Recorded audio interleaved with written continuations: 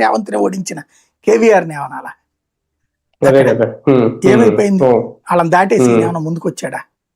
అదే కాబట్టి కదా. గెలుపోటములు అనేటటువంటిది ఉంటుంది. కానీ నాకు తెలిసి అక్కడ బేసిక్గా విజయ్ చీల్చే ఓట్లు ఇప్పుడు ఇక్కడ చిరంజీవి చీల్చిన ఓట్లు మమ్మల్ని ఓడించినంటే మమ్మల్ని ఓడించినాయి అని చెప్పేసి అప్పుడు కాంగ్రెస్ తెలుగుదేశం మాట్లాడుకున్నట్టు పవన్ కళ్యాణ్ 2019లో చీల్చిన ఓట్లు అవి మా తెలుగుదేశానికి పడితే కొట్టేసేవాళ్ళం అని చెప్పేవాళ్ళు, కానీ సాధ్యం కాలేదు. ఎందుకంటే 11% గ్యాప్ రావడం వల్ల ఇద్దరి మధ్య 40-51 కావడం వల్ల అట్లాంటి పరిస్థితి అక్కడ కూడా ఉంటదేమో అనుకుంటున్నాను నేను.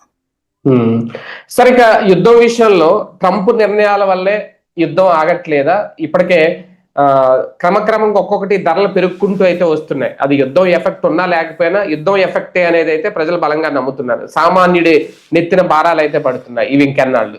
అంటే యుద్ధానికి సంబంధించి ట్రంప్ పాత్ర కంటే కూడా ట్రంప్ అనే అతని యొక్క చపల చిత్తాన్ని వాడుకుంటోంది ఇజ్రాయెల్. నిజంగా చేస్తున్నది అక్కడ యుద్ధం ఇజ్రాయెల్. కృష్ణుడి పాత్ర పోషిస్తుంది ఇజ్రాయెల్. ఇప్పుడు యుద్ధం చేయకపోతే ఎవరి జీవితం వాళ్ళు జీవితారు. ఏది పాండవులు కౌరవులు వాళ్ళు ఇంకొకళ్ళని ఎవరినన్నా రాజుల్ని జయించి గెలుచుకుని చేసుకోవచ్చు. సోదరులతోనే యుద్ధం ఎందుకు జరిగింది? అట్లాగే ఇప్పుడు ఇజ్రాయిల్ అమెరికాని ముందు పెట్టి యుద్ధం చేస్తుంది. ఇరాన్కి ఇజ్రాయెల్కి ఓ చావు కదా ఉంది. ఏంటి అంటే